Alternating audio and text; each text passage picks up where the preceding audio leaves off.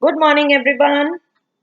Welcome in the class of social science. Let's continue with our chapter number 6, human resources.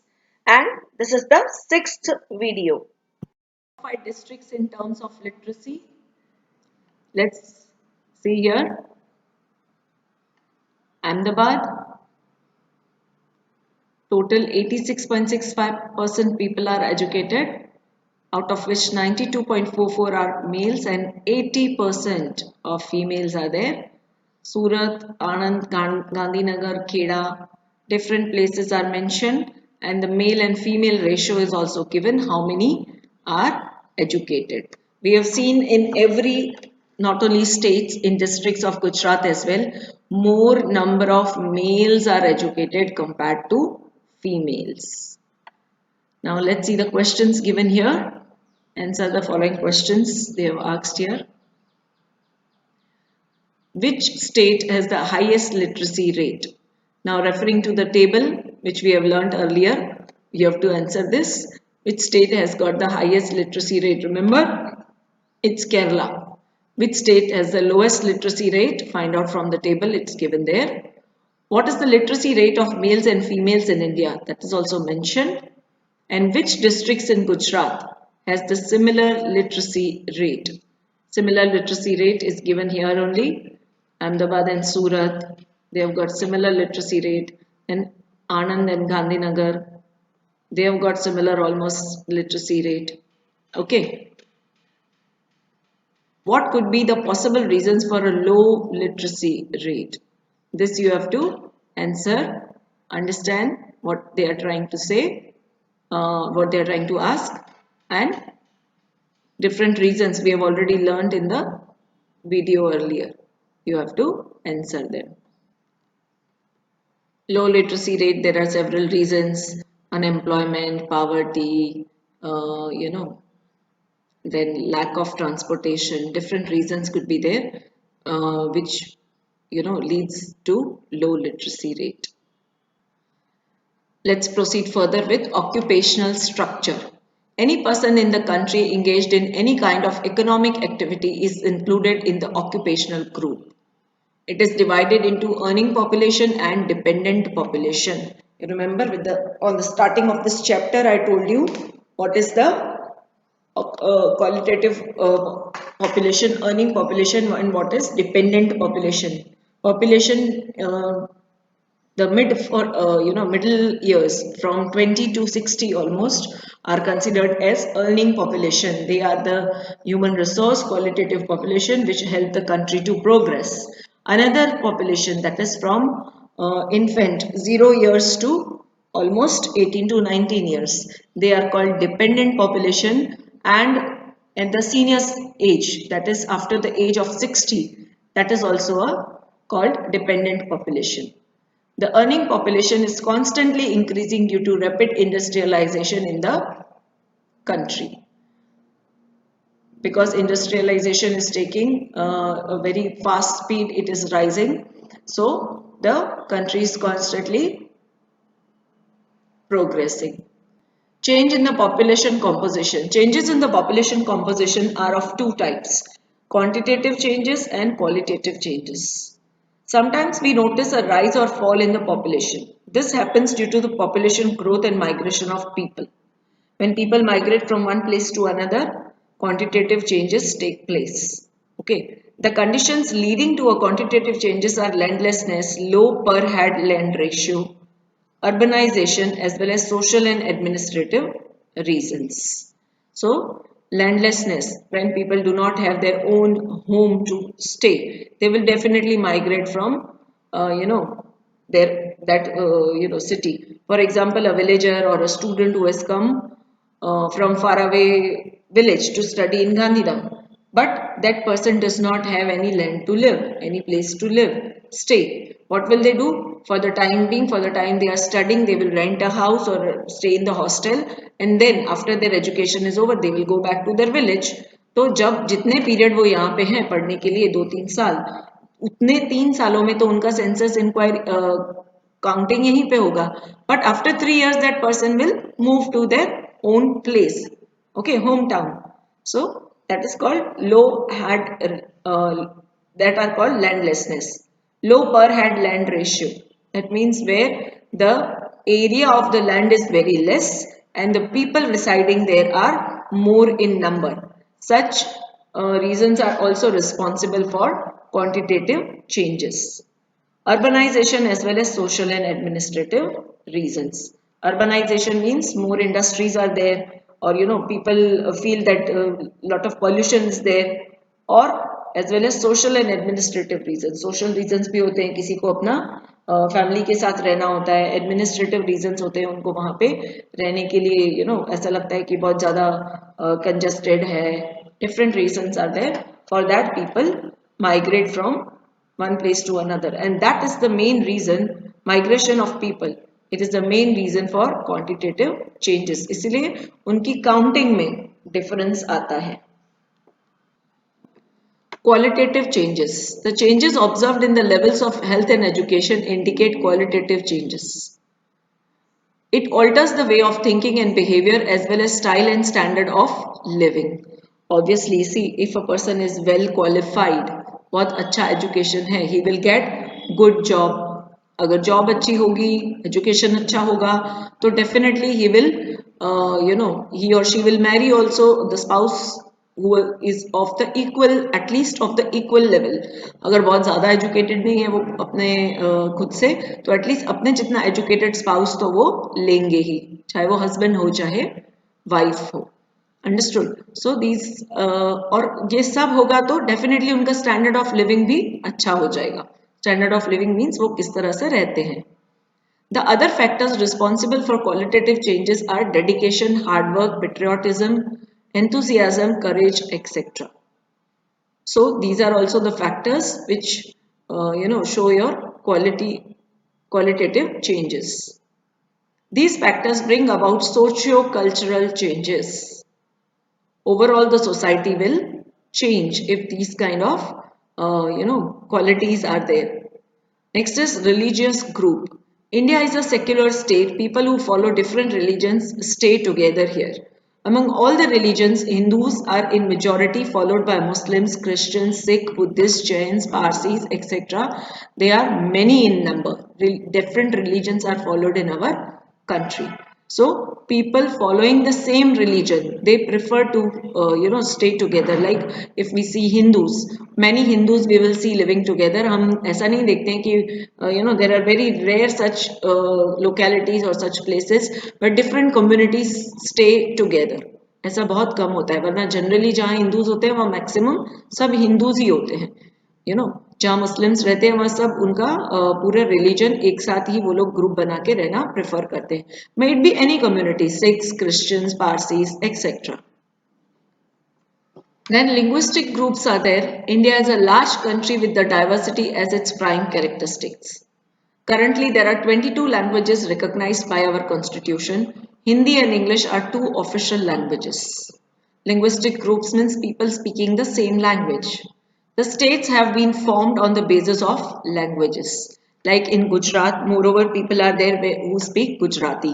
In Maharashtra, maximum population speaks Marathi. In Rajasthan, maximum population speaks Marwari. So understand, according to the language they speak, India is divided accordingly. तो जो state होता है वैसी language वहाँ पे use होती है. Understood this, children? Now here the activities given. Count the number of languages used on our currency note. Make a list of those languages that are not mentioned. At least चार names तो लिखो.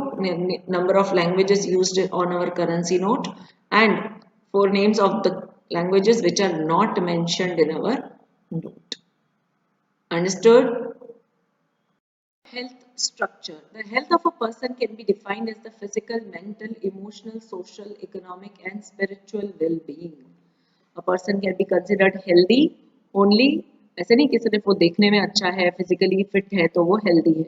उसका mental health भी अच्छा होना चाहिए, उसका physical, emotional, social, economic, spiritual, everything should be good. Only then that person can be considered as healthy. The best level of health helps in fostering the process of national development. जो person सब तरह से fit होगा वो national development, national nation की progress के लिए बहुत ही help. What is the significance of a healthy population for the development of a nation? सोचो अगर हेल्दी पॉपुलेशन होगा, हेल्दी पर्सन, सिंपल सोचो, अपनी फैमिली में कोई भी सोचो, जो पर्सन सब तरह से हेल्दी हो, spiritually, physically, mentally, emotionally, socially as well as economically. What is the meaning of economically healthy? मतलब इतना अमाउंट, इतना मनी वो कमाता हो, इतने इनकम कमाता हो कि वो अच्छा लाइफस्टाइल जी सके, that's called economic wellbeing. Okay, अगर ऐसा पर्सन है फैमिली में, या जो पर्सन की फैमिली ऐसी है, तो वो क्या हेल्पफुल होगा नेशन की डेवलपमेंट के लिए। खुद के लिए ही सोचो, अगर ऐसा पर्सन है फैमिली में, अगर आपका फैमिली ऐसा है हेल्दी इन ऑल एस्पेक्ट्स, तो how can that be helpful to you, how can that be helpful to the nation as well. Now, our national population policy. The population of a nation is its wealth and strength. If the human resource is educated, trained, healthy and strong. So if the humans are educated, trained, healthy and strong, then it will foster the development of the nation. A carefully planned use of human resource builds the foundation for the development of a nation. इस तरह के जो qualitative human resource हैं, that definitely a nation cannot run without its people, without the progress of the people. The nation's progress is not possible. So carefully plan करते हैं अगर human resource का, तो nation develop होगा. To keep the pace with the developed nations, it is very important that the human resource is developed. तो keep the pace with the developed nations, दूसरे developed nations के साथ अगर हमको compete करना है, अगर हमको चलना है, तो फिर हमारे देश के भी ऐसा प्रोग्रेस होना नेसेसरी है. The factors that hamper the progress of nation must be eliminated or controlled. ऐसे फैक्टर्स जो देश की, नेशन की प्रोग्रेस को हिंडर करते हैं, स्टॉप करते हैं या एलिमिनेट करते हैं, ऐसे फैक्टर्स को हमको हटा देना चाहिए. Overpopulation is one such factor which has to be dealt with as per the population policies adopted since 1951. So after the republic, after the independence, when the national policy of population was decided, according to that, overpopulation is one such factor which can hamper, which can disturb, destruct the growth or the progress of our nation. So it has to be dealt with. उससे अच्छी तरह हमको निजात पानी चाहिए, उससे अच्छी तरह हमको डील करना चाहिए. Understood? As a part of national population policy, various programs like nutritious food program, care for mother and child, pure drinking water, school health programs, safeguarding the rights of children, etc. must reach to the grassroots levels. Grassroots levels मतलब हर एक individual को ये सब facilities provided होनी चाहिए. और ये actually government has planned all these programs, but unless and until a person is basically literate, he would not come to know that all these facilities are provided by the government and it is their right to get these facilities. अगर किसी भी person को nutritious food, proper drinking water, school या health facilities नहीं मिलती हैं, जो basic मिलनी चाहिए उनको, ये उनका fundamental right है, अगर उनको नहीं मिलता है, तो they can definitely approach the government officials there. पर ये सब करने के लिए उनको बेसिक मिनिमम एजुकेशन होना ज़रूरी है. किसी को यही नॉलेज नहीं होगा, यही पता नहीं होगा कि ये सब मेरे राइट्स हैं, तो वो किस चीज़ के लिए लड़ेगा. उसको पता ही नहीं होगा, कोई इंडिविजुअल को, कोई पर्सन को, कि गवर्नमेंट मुझे ये सब चीज़ें प्रोवाइड कर रही है पर मुझे नहीं मिल रही हैं, एंड मुझे नहीं मिल रही है तो मुझे किसी को अप्रोच करना चाहिए, गवर्नमेंट ऑफिशियल्स को कंप्लेन करना चाहिए. ये उनको तब पता चलेगा जब वो थोड़ा बहुत एजुकेटेड होंगे. So understand children, education is very very necessary. Anyways, so all these must reach to the grassroots levels. सबसे छोटे में छोटा पर्सन, छोटा in the sense not height में, बट वो पर्सन जो सबसे कम कमाता हो, उस तक भी ये पहुंचना चाहिए. Even the 5-year plans are made keeping the national population policy in focus. 5 years, every 5 years, the government plans, some policies for everybody. where everybody is benefited, every individual, every citizen is benefited. So even the 5-year plans are made keeping the population policy in mind. We must resolve to contribute as committed and responsible citizens towards the progress of the nation. So we must resolve to contribute. ऐसा हमको प्रण लेना चाहिए कि हमारा भी गोल होगा as responsible citizens to see that our nation progress. Healthy India, prosperous India. That country is prosperous whose citizens are mentally and physically prosperous. So physical and mental both health are important for the nation's progress. Now children, we end the chapter here. Exercise is given here. You have to write the importance of census, why does the population increase at a fast rate. All these answers you will get in the textbook, as well as you can refer the video, watch the video again, and you will be able to answer the questions thoroughly and very easily. There are also explain the terms. That means we can consider them as a definition जैसा होता है. इसको हम at least we will write 2 or 3 points for each. Literacy, age structure, population composition. Then answer the following questions in detail. Give information about qualitative changes in the population in detail. That means at least 5 to 6 sentences you should write. Then there are fill in the blanks. Go through the chapter, go through the textbook, go through all the videos again, and you will be able to answer these.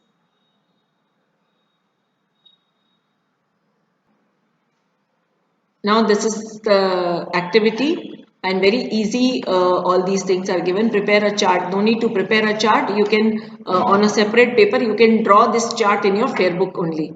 Then there is a draw a graph showing the sex ratio, literacy ratio increase in the population in India.